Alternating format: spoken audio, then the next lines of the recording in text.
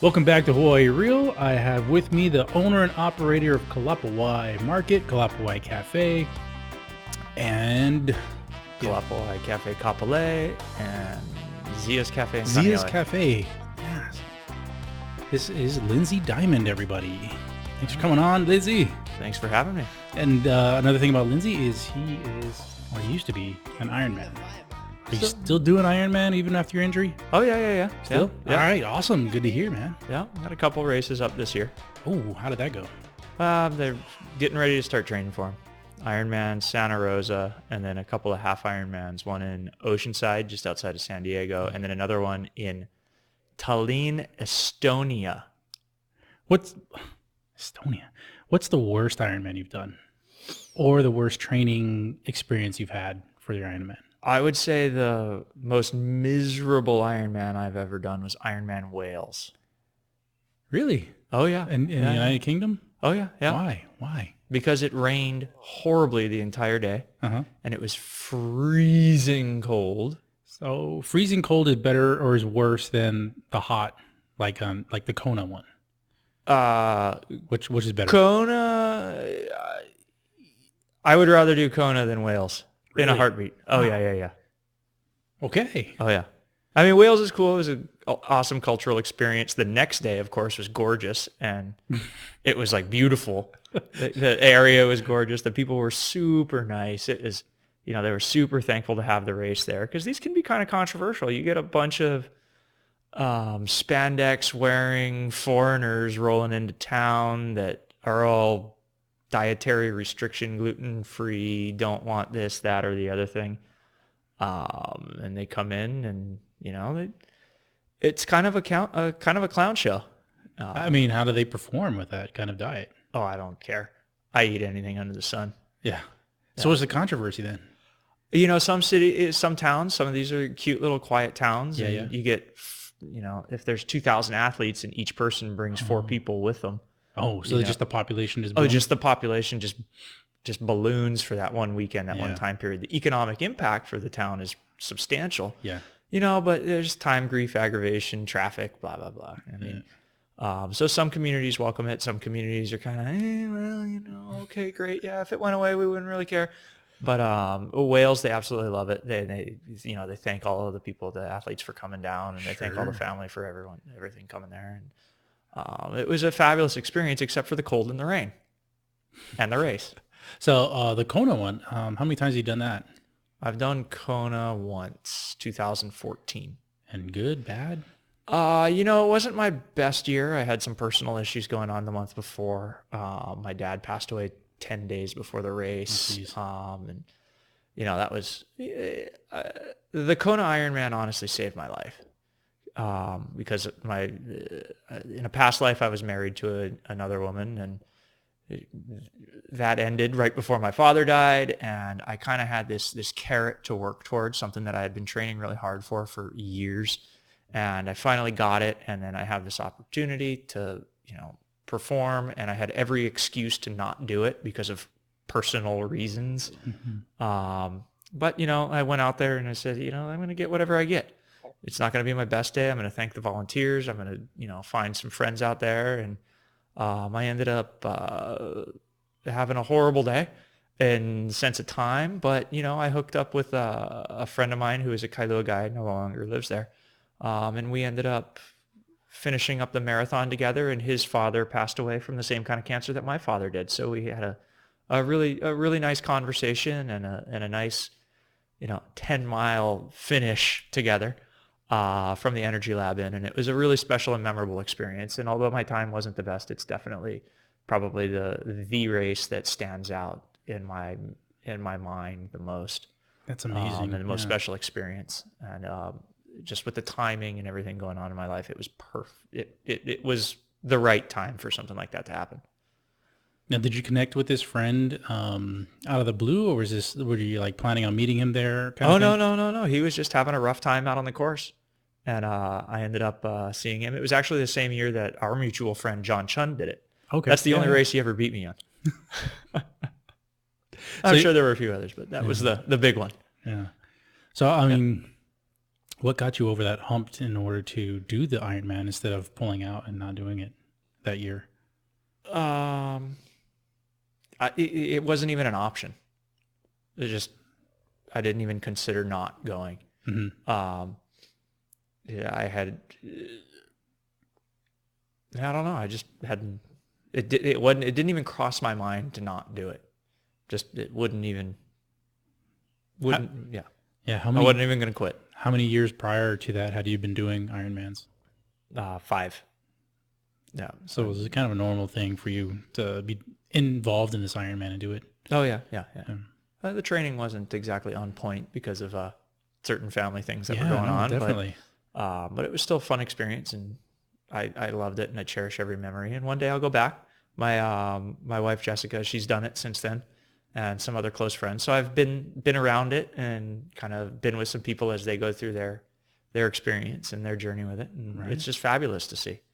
Yeah. Was it like dark times prior to that? And you said it just saved your life. Was it like, what was the saving grace for doing that marathon or that Ironman? I had every reason to not do anything. Mm-hmm. It was super easy to just go to the pub. Yeah.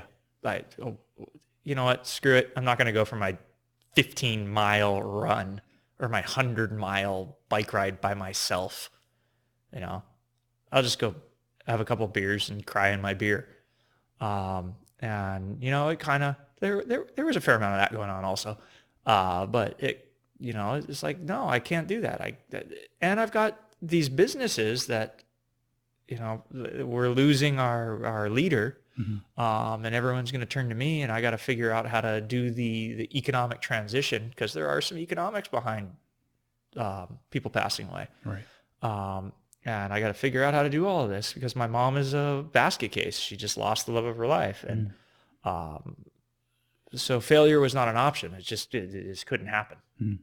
And competing and showing up to the start line was one of them. Showing up to the start line is the hardest part of the race. Right. Because once you're there, it's just a celebration of everything. Right. Everything else is, all you do is go through the motions. Right. Yeah. It's just, it's really inspiring to hear something, stories like that, out of tragedy. It's almost like the Phoenix coming out and, building something of it. No, it was fun. It was a wonderful experience. But, don't do whales. It's hard and it's far away. It's far away. Yeah. But I like the cold weather. The cold weather's great until you're wearing a freaking spandex onesie and trying to ride a bicycle through sideways rain. The previous London marathon, they were complaining about how sweltering heat has been like dropping all these runners and stuff. And then they put like the temperature that was like 21 degrees Celsius or something, which is for Fahrenheit is like 76. It was like in the 70s, in the upper 70s. And it's like sweltering heat. That's not sweltering heat, guys. It's like, come on, guys. It's like, well, you don't know. You're not used to this. We're not used to the hot weather. I'm like, that's still not sweltering. You can't use the word sweltering heat if it's like 70s. No. It doesn't compute. No, because people are doing marathons in like 100-degree weather. Yeah. Do Honolulu every December. Exactly. That race is also pretty miserable. I mean, and I've seen kids doing the Honolulu Marathon and stuff. Like, they're not dropping. I mean, yeah, they're dropping like flies, but nobody blames like the hot weather or anything like that. No, piss poor preparation perpetuates piss poor performance. Right on. And if it's like 76 degrees at the Honolulu Marathon, it's a good time. Oh, that's a great time. Yeah, you're loving it. Sorry, London. You're not going to catch any breaks. Yeah, no breaks from us, man. Suck it up. As the hockey players would say, figure it out. So Kalapawai, you took that over from your father. You were saying? Yeah. So when my dad passed away, I ended up having there was an economic transition period between my mother and myself. The sale of the business was going to be her retirement. So we worked out a deal where I purchased all of the locations from her. And it's worked out great. There were some fancy numbers and some accountants and attorneys involved. Sure. But we were able to work out a deal that was mutually beneficial, and it means the world to me that I'm able to help my mom, have a wonderful retirement. And at the same time, back then we had 3 locations. We had the 2 Kalapawais in Kailua and then the Zias in Kaneohe. We had just recently sold the Zias in Kailua. And, it's close to 100 employees at the time. And, they're all going, well, what's next? Yeah. And from their perspective, they didn't know anything was, just, They're just going to work. they're just going to work. Mm-hmm. And that was wonderful. We were able to keep things the same, and, move on, move forward. And we've had fabulous growth since then, with the addition of the Kalapawai and Kapolei. Yeah. The land acquisition and the development of that and leasing it out and building that whole development. That was a fun experience. And we've got 30 to 40 employees out there that were added on. So it's just great. I love it. And for everyone listening, Kapolei Kalapawai is my personal favorite restaurant out in Kapolei. Well, thank you. I appreciate it. Yeah. Was it Cheesecake Factory's a close second? Not really even a close second, because that's kind of like a chain. But it's also 4 miles down the road, so it's not even close. I mean, Chuck E. Cheese is right next door too, right? Oh yeah. Yeah. We get a lot of people. The parents do tag team. Come over to the bar. Mom's got the kids. That's awesome. Dad comes over to the bar, has a quick one, then they tag out. That's a great idea. Oh, I love it. Okay. The synergy is fantastic between all the locations out there. That's so awesome. Doing all the stores on it. Yeah. Is there beer at Chuck E. Cheese? I don't think so. Yeah. Not to my knowledge, unless they slip it in. All right, so mom or dad take the kids to Chuck E. Cheese, and the other one go hit the bar right right next door at Kalapawai, Kapolei. That's fabulous. I never thought of that. Yeah, it's great, and the synergy between, like I said, all the businesses out there. Mm-hmm. We've got 4 tenants on the space. Yeah. All of them are small, locally owned. Lanikai Juice, right? Poly Women's Health Center, Color Box Hair Salon, and Island Shave Ice and Creamery. And then right next door to us, we have Chuck E. Cheese. And all of them are family oriented. Mm-hmm. They're all for moms, dads, kids, where you can bring everybody all the time. So it's wonderful. And they're all run by local families and local groups. So it's heartwarming to see that happening with, how many, like you mentioned, big box stores mm-hmm. came out to Kapolei because of whatever demographic reports and numbers. And but this is a little center and a little nucleus for local business. So it's pretty awesome. Yeah, it's a nice little stop. Whenever we're out there, we go and hit up Kalapawai Cafe for dinner or lunch. And then we're walking right over to the ice cream shop and getting the creamery. Perfect. Yeah. And Gary, the guy that owns the ice cream shop, just did Ironman Arizona in November. It was his first Ironman. He was stoked. He was over there picking my brain all the time. Now, do you own that whole lot? Yeah. Wow, nice. Oh, yeah. Good for you, man. So it was a fun project to go through with the land acquisition, the development, the permitting, the planning, and kind of navigating that web of DPP and Kapolei Design Advisory Board. And so I just had Kaipo Cabral on talking. He was complaining about the DPP. Yeah. Do you have any horror stories about DPP? I have too many to count. They've always been very nice to me. Why? No, just like cordial. Oh, yeah. Yes. No, but they still take a year and a half. Yeah. And if you say the wrong thing, you got to be the polite squeaky wheel kind of thing. Oh. Otherwise your plan goes to the bottom of the pile, as the saying goes. So it shouldn't be like that. No, it shouldn't, but it is. So you play their game. Yeah. Yeah, you got to play you're not going to change their game. No. You got to play it. Yeah, Kaipo was saying that he was talking even to Mayor Kirk Hodwell, saying, hey, what's going on with this and that of the DPP, trying to do this, and what are the problems? And basically the answer that he got from him was, yeah, well, we're trying to do stuff, but, it's hard. It's like, come on. Well, here's the thing that boggles my mind with Department of Planning and Permitting is it is one of the few government entities that can raise money without taxation and has a line of people standing out the door with their checkbooks out ready to pay. Yeah. I think there would be a little bit more kind of impetus to get that process going and to streamline it and hire the people. I mean, it costs tens of thousands of dollars for me to get my permits. I don't remember the exact number off the top of my head. just for that one development. And that was a 10,000 square foot building on a 30,000 square foot lot.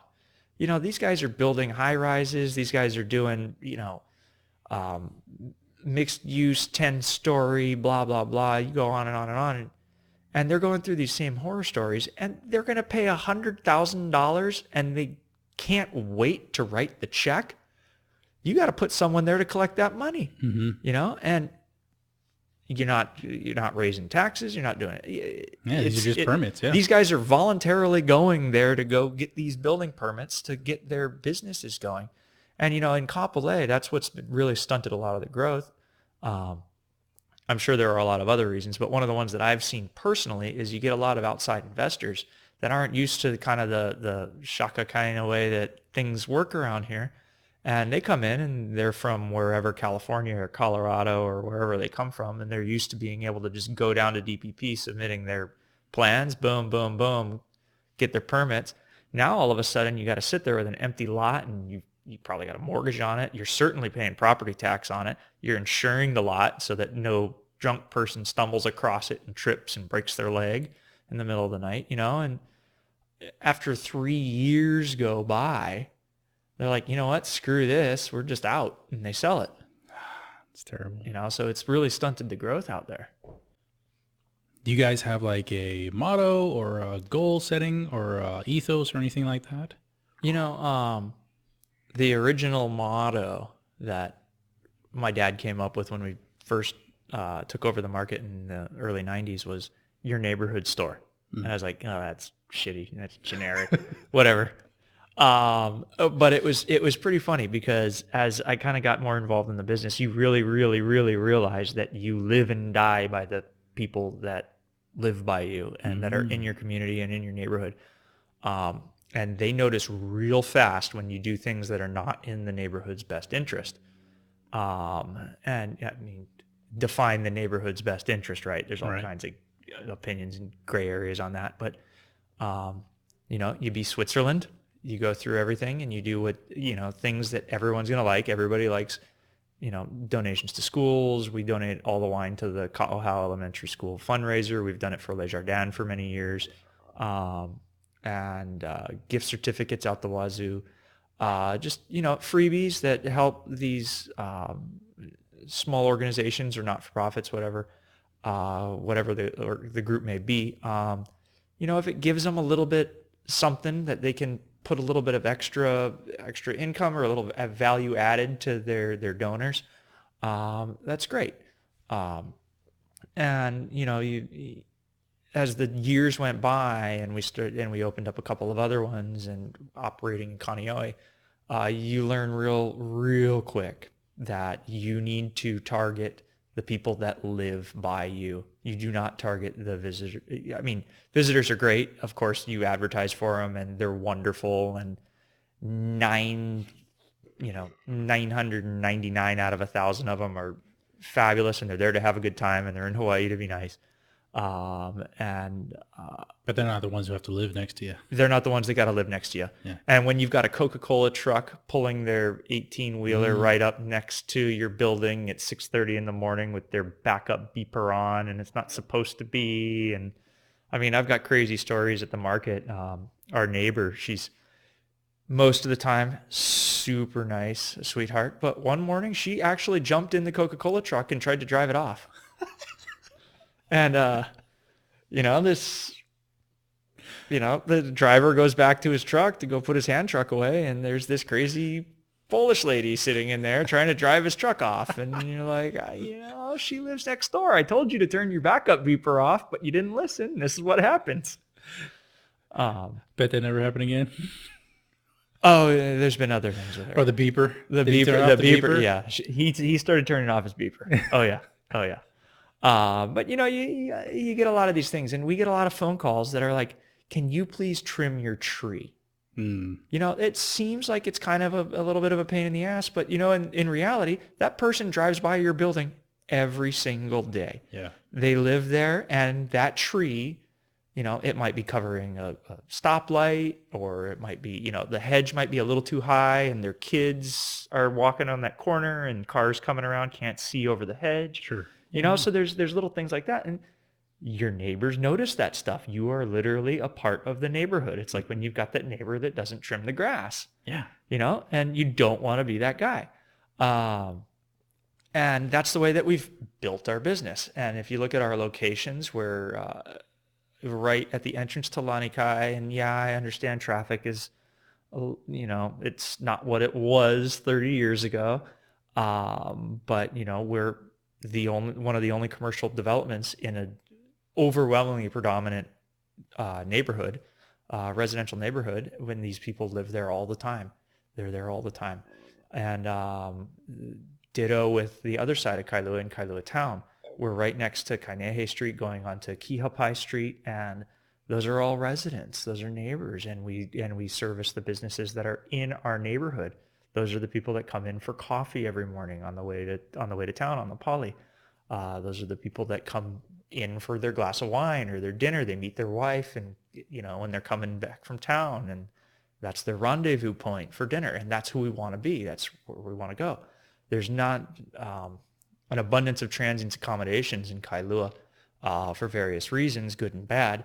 And so there's not really many visitors at night.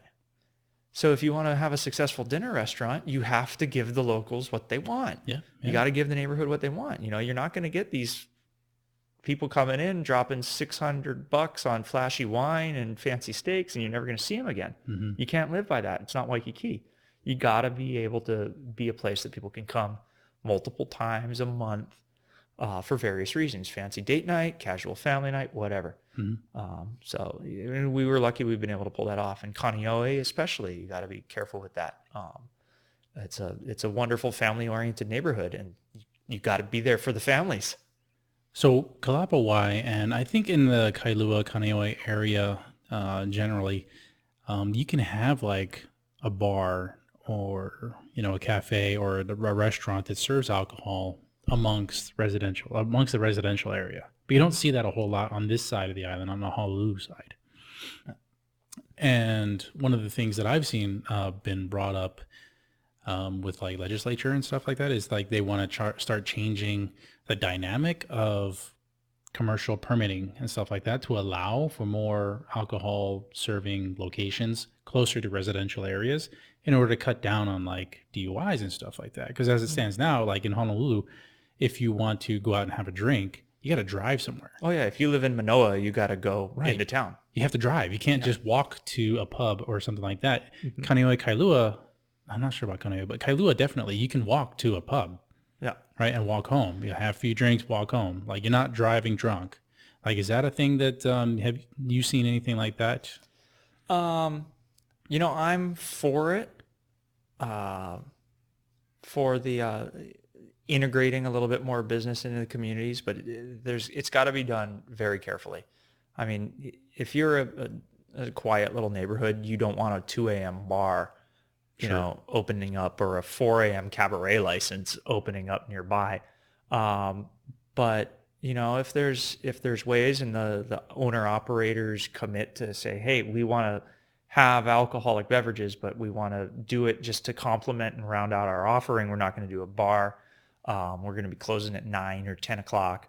So yeah, if you're on your way home and you park, you want to walk over, you're not quite ready to go into the house yet, and you walk around the block and you have a couple of beers, that's great.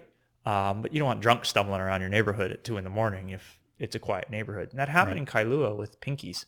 And that's why the liquor license at the what's now Nico's closes early for that reason. Yeah. And there's no fault in that logic. Yeah. But I would rather have drunks hobbling around, stumbling around, than drunks driving around. Oh yeah, no doubt. Yeah, it's not like it snows at night here. You don't have to worry about them freezing under a bush. Right. They could pass out on the side of the road and be fine. Oh yeah. My wife is from Alaska, and she says that to get a liquor license in Alaska, you have to have a place for people to sleep. Oh, wow. That's like a great idea. I was like, why would you do that? And she goes, walk outside when it's 30 below and tell me. And I was like, oh yeah, that makes sense. Can you imagine like a club or a bar with like cots, like a room with like just right? cots and like blow up beds or something? That'd be horrible. I don't know. That might be good. Yeah. It'd be interesting. It'd be colorful. That's for sure. What's your favorite food that you serve? Yeah, I put a list together of that. It's called the menu. No. um, no, I am a huge fan of the local fish that we serve. And I love it because we cook it the way that we think it should be, so you can taste it. It's not burnt all the way through. It's not cooked all the way through. We like to cook our fish appropriately medium rare, or seared if it's correct. If that's the appropriate way. We want you to taste it. We want you to appreciate it. And I love the local produce that we're able to get in. Sometimes a year, it's a little more plentiful than other times a year. But we have just wonderful salads and wonderful vegetables. After a long, hard bike ride, a French dip or a hot pastrami and a beer, Yeah. can't beat that. So, kind of hit all the buttons. And some of the menu items, it's not about what I like to serve. It's about what people want to eat. Sure, of course. I'm not a huge mac and cheese eater, but we sell tons of it. There's tons of kids. It's a kids thing, right? It's a kids thing, yeah. It's a kids thing. And my dad had a mac and cheese and corn on the cob every day that he went in for dinner. My mom's ordering all these fancy fish specials, and my dad's just, I'll have a side of mac and cheese. It's like, all right, yeah, fine. You do you, man. You do you. And now oh my God. Years later, I'm married and my wife goes in there and she's like, I want an onion soup and a mac and cheese. I'm like, what's going on here? You're going out to a restaurant, you're ordering mac and cheese. What's wrong with you? Yeah. All you know what? Maybe that's the mac and cheese challenge, everybody. It could. Yeah. Mac and cheese challenge. Yeah. Go to a nice restaurant, order mac and cheese. But I eat a pretty simple diet, and I eat at Zia's Kaneohe most out of all the restaurants, and I get spaghetti with red sauce. That's it. No meat or anything in there? Sometimes I go exotic and get a meatball thrown on there. But for the most part, I'm pretty simple eater. Yeah. I have a fabulous chef and a fabulous kind of management kind of core that helps me bounce around to all the different locations, and they're so I trust them with the world.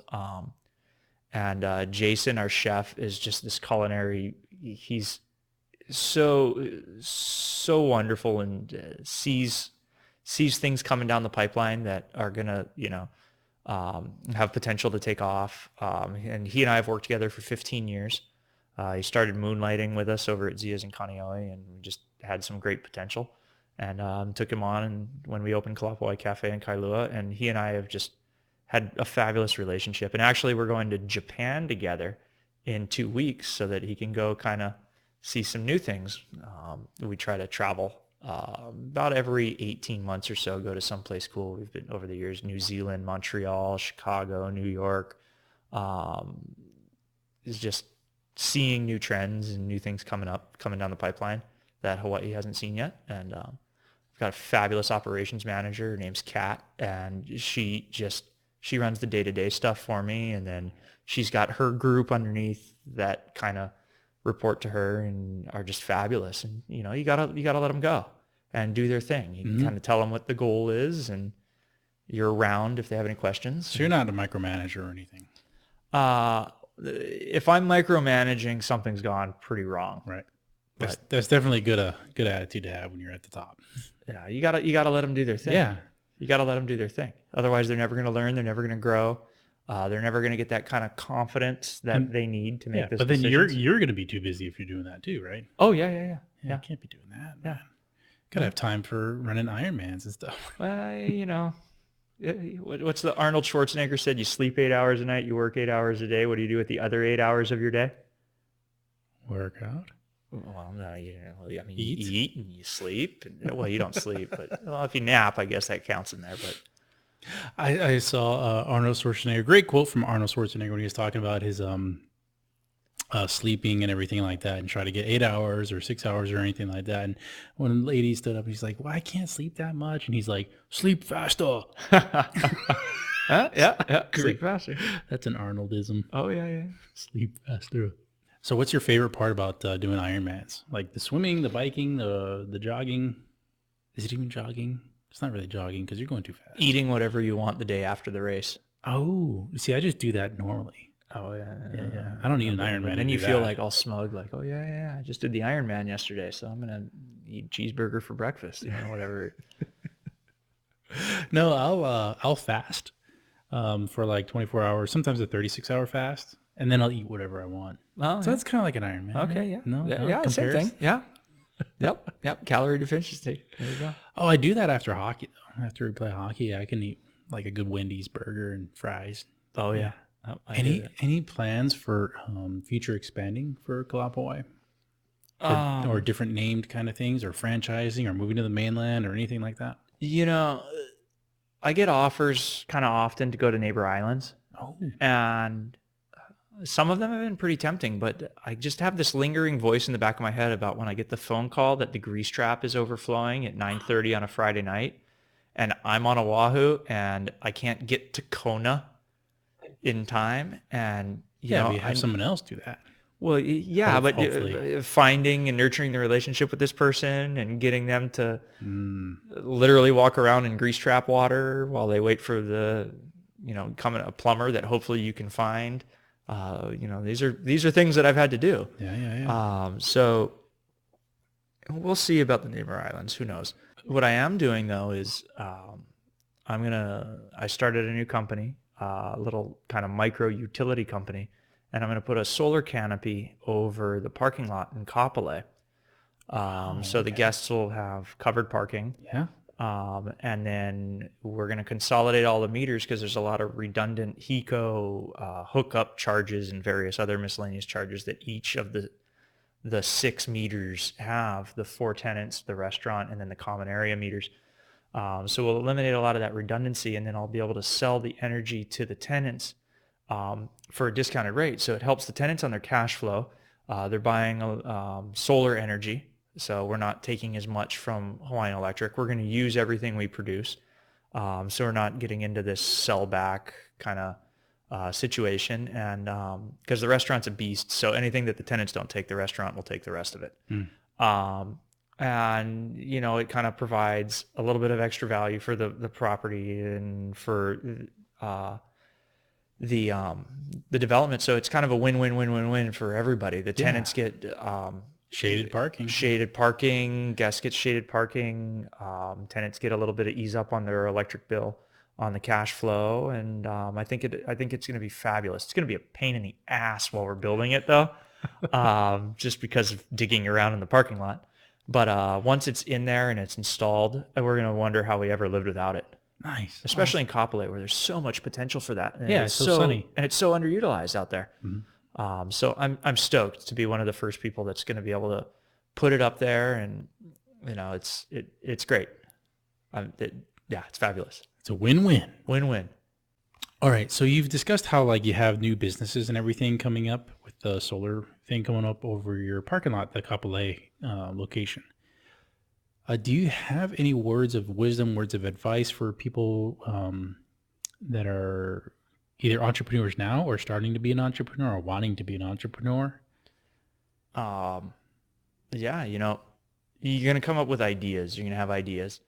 And as you go through whatever it is that you're doing, you're going to meet people. And some people you're going to have some synergy with and you're going to click with.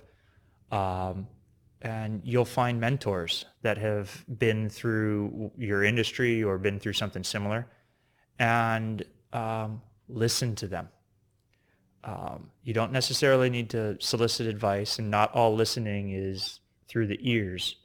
Observation, watch them, see what they do, see how they interact with other people, see, their tone, their mannerisms, certain characteristics when they send emails even.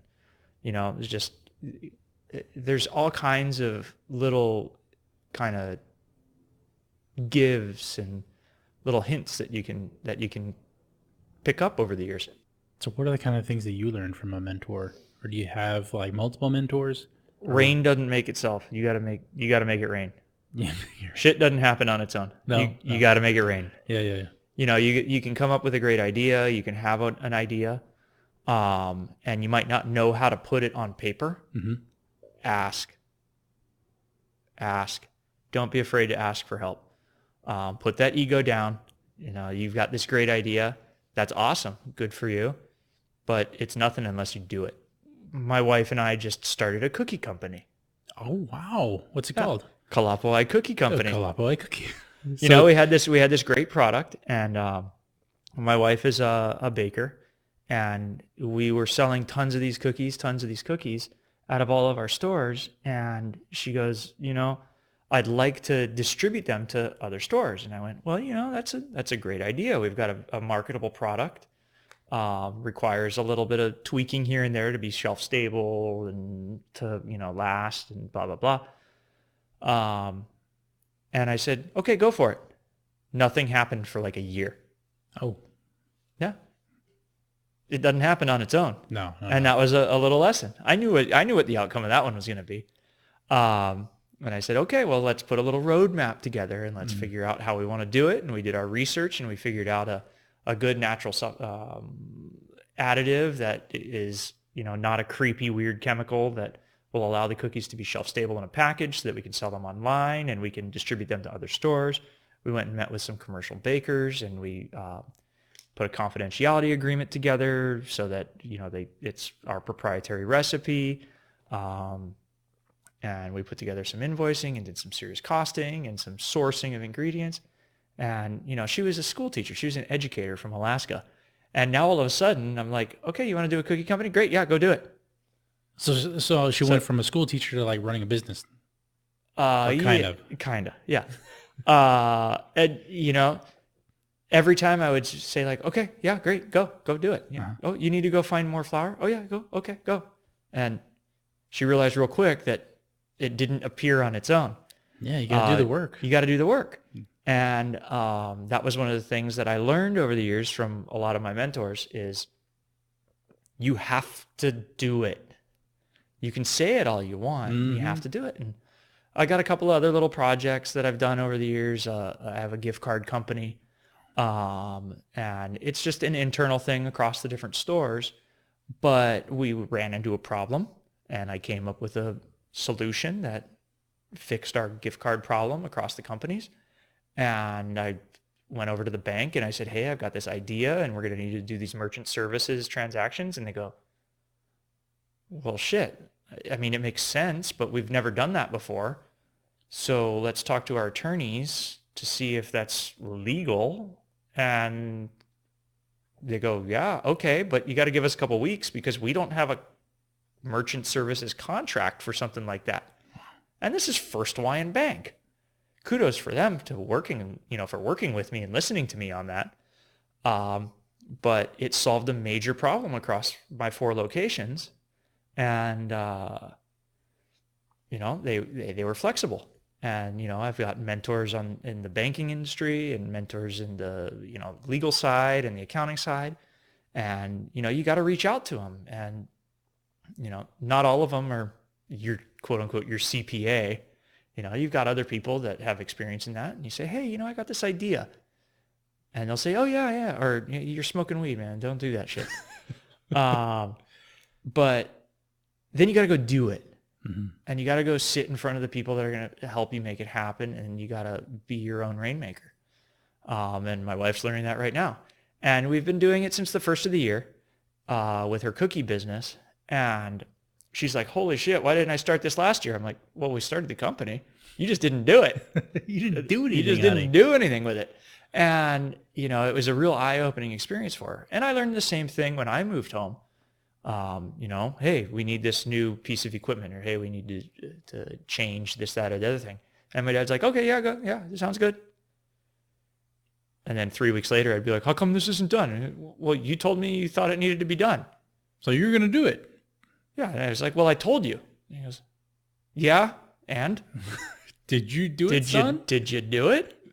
And I was like, oh, okay. Light bulb goes off in the top of the head. Like, oh, wait, that's my job to do. Oh, wait. Yeah. Crap. Yeah. If I want something done, I have to go do it. Do it. And there was an interesting line that I read in a contract or an operating, I don't remember. Was it Nike? No, it was a legalese document that I was actually signing. Where it said that the manager, it was the land company in Kapolei. It was the manager of the company will do or cause to be done everything that is required to make sure that it's successfully financial, blah, blah, blah. That's huge. And it was the or cause to be done part, which was kind of this like, oh, okay. It has to happen. And it's not going to happen unless I go do it. Yeah. So if you want to, put little ball bearings on the inside of goalie pads, That's me. you gotta go do it. Yeah, do it. You got to do it. You got to go find the design team. You got to source Figure the it out. ingredients. You got to figure it out. Well, here you're looking at the design team. See? Yeah. Who cares what the design team is? Good for you, man. That stuff's great. I love it. But yeah, you got to do it. But you have to actually go do Right. it. So if you have an idea, do it and reach out to people. They want to help you. Yeah. There's all these things of, oh, if you don't go get that dollar, someone else is going to take it. Yeah, that's true to some extent. But there are way more people out there in all industries that want you to be successful. Mm-hmm. And I believe that all ships rise with that tide. I think that everybody becomes more successful. The mentor learns by teaching, and you learn, and then other people see what you're doing, and then you can teach them, and they watch you, and you're going to make mistakes, man. I've made some royal fuck ups, and I will continue to do so. But you also learn how to handle those. Yeah. It's like screwing up is part of the journey. It's part of the journey. Yeah. Yeah. You're gonna mess up. But you could also just not do anything. Then you'll never mess up. Yeah. And what did Wayne Gretzky say? You miss every shot you don't take. You miss every shot you don't take. I also like the one where even Wayne Gretzky had to learn how to ice skate. Of course, everybody has to learn how. Everybody has to learn how to learn somewhere. You got it. Everybody's got to learn everything. Yeah. Walk before you run. Yeah. Oh yeah. So, for anybody that wants to put an idea into practice, you have to do it. Mm-hmm. Otherwise, it's just an idea. It's just going to sit there in your head. And now, for advice wise, do you think people should be just doing it first, or like taking it to a mentor, or taking it out to a friend, or somebody else verbally and talking about the idea first, or bounce your ideas. Yeah. Because every time you say it out loud, it's gonna morph. It is. It'll change. And the more people you tell, the more real it gets. You'll get some more feedback, and exactly the more people you tell, and hopefully those people you have a good enough relationship with, where the next time you see them, they'll say, "Oh, how's your cookie company going?" Right.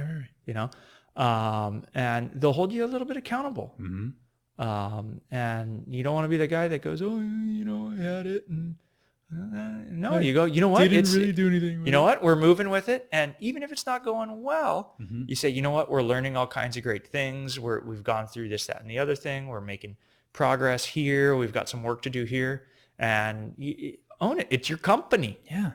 You gotta take the bull by the horns on it and run with it. Otherwise, that shit's never gonna fly, man. What about advice for people that think, or they're just gonna fail, or they're too scared to take that risk, whether financially or with time and effort and putting it into work and everything? Yeah, it's tough taking some of those risks. You sign a big lease, and if you're not sleepless the night before you sign a huge contract, you're not taking it seriously enough. And I think that it's really important that before you start taking crazy risks, especially if you have a family, you've got a job that provides you some income. Don't let that secondary thing sacrifice what's putting bread on your table. Make sure that you're comfortable with it. Make sure that you have a contingency plan, because you don't want to quit your job to go start something that's, that has too many variables. Do that at night. If you're not willing to work 2 jobs, you're not willing to open your own business. No, yeah. You're not willing to put in enough time, because you literally live your business. There's no days off.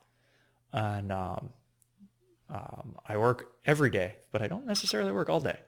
But I do work every day, and you have to be responsive. And if you're not willing to take that second job, you want to own a little cookie company, but you don't know if it's going to work. And you've got a good solid day job, you better be baking cookies at night and going to work during the daytime. Yeah. It's like go home from your job and then start working. Or, go home from your job, get dinner ready, get the kids in the bed, and then start working. And if you're not willing to put those hours in, you're going to be really hard pressed to be successful as a small business owner.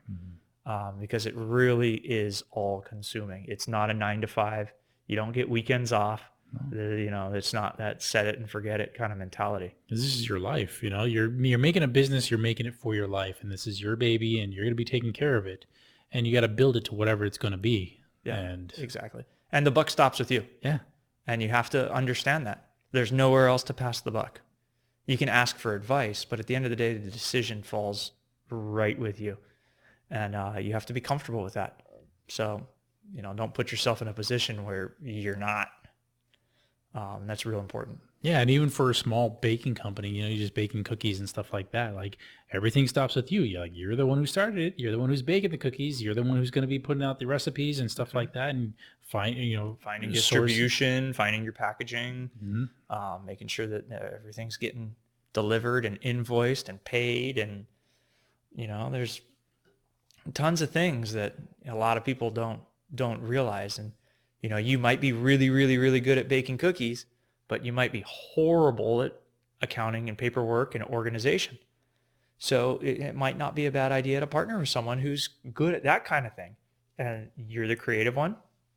They're the organized one that keeps the back of the house in line, and you guys feed off each other. Right, because that's another aspect of like owning your own business is that nobody's good at everything. No. Like you can be a creative person, artist, or whatever, but you may not have like public speaking ability, or you may not be good with accounting and stuff like that. So like, what do? You look for help. You find someone who is good, and you put them on your team. Yeah. And you know what? I may not be the best at whatever architectural design, so maybe this project that's going to have some architectural, anomalies, I might want to have a little bit of a stronger group with that's got a little bit more of a background on this. And with small business, you got to look long term. Don't expect it to turn anything in the short while. If you want it to be last and you want it to have legacy, especially if you want it to be generational, something that you can pass down on to your kids. Don't expect to make a buck in a year. Don't expect to make a buck in 5 years. You're still gonna be paying off your debt, and you want to get the debt paid off quick, and then which means that you need income. You still got a mortgage to pay. You still got mouths to feed. So you got to make sure that you're not signing yourself up for something that you're not going to be able to perform on. Too many small business owners, especially in the restaurant business, they put together these spectacular business plans and packages, and they've got 10 partners that are all going to be operating partners in the restaurant, and they all want to make $100,000 a year. That's $1 million a year just going into payouts. And by the way, you also took out $1 million loan. Like, what kind of food on are a you serving? 5-year term from a bank. You're going to have, it doesn't pencil. Yeah, you're not going to make that back. You're not going to make it back. And they all quit their jobs to go work there. I've seen it happen on multiple occasions, and it's kind of it's a tricky situation. You gotta be ready to go into it and have a backup plan and a contingency plan to make sure that your family is provided for and safe. And if you're independently wealthy, man, good on you, and go for it. But that's not a lot of us. Yeah, I was gonna say, you got money to burn, bro, go for it. But most of us don't. Most of us this has to be pretty calculated. Yeah, if I had money to burn, I'd be opening up a hockey rink, right? That's what happened. Thank you, Richard. We love your hockey rink. We love you, Richard. Non, merci, Richard. Yeah, le patinoire, c'est formidable. Merci. Oh, you speak French? Yeah. Wow, cool. I speak English and bad English. Yeah. Yeah. Pidgin, bro. No, not even pidgin. I would just say bad English. No. Yeah, bad English. But I like this new show come out on Hulu called it's not a new show. It's been out for a while. Letterkenny. Have you heard of that? Do you have Hulu? Oh my God, Letterkenny. It's the funniest show. It's about like these upper Alberta farmers that just like have hockey players, and they're just modern Mackenzie brothers. Kind of, but it's like quick wit writing, and they just insult each other, and the way that they talk. Oh my God, it's hilarious. All right. It's very quick, witty kind of thing. Oh, they're chirping. Like Gilmore Girls kind of talking. Did you watch Gilmore Girls? No, man. Oh, This is jeez. I'm watching myself on the TV over here. This is the most TV I've watched in weeks. See, that's another thing. Entrepreneurs, like you're not watching TV too much, right? You're working. Sorry, you got to make the money. Or a read. Yeah, I'm a Or reader. a reader. Okay. Yeah, I'm a reader. Wake up in the morning, read my book, drink my coffee. Lindsey, it was great to have you on, brother. Awesome to be here. Thanks so Thanks, much, brother. man. Yeah. Yeah, it's good to see you. And everybody Appreciate out the call. there, Kalapawai Cafe. My favorite one is the one in Kapolei. I love that place. I love the what's the one? The shepherd's pie curry. Oh yeah. Oh my Yeah, god. that's what Jessica gets every time. Love that. Yep, comfort food. Yes. Warm you from the inside out. It is. Yep, absolutely. All right. Stay happy, Hoy. All right, aloha guys.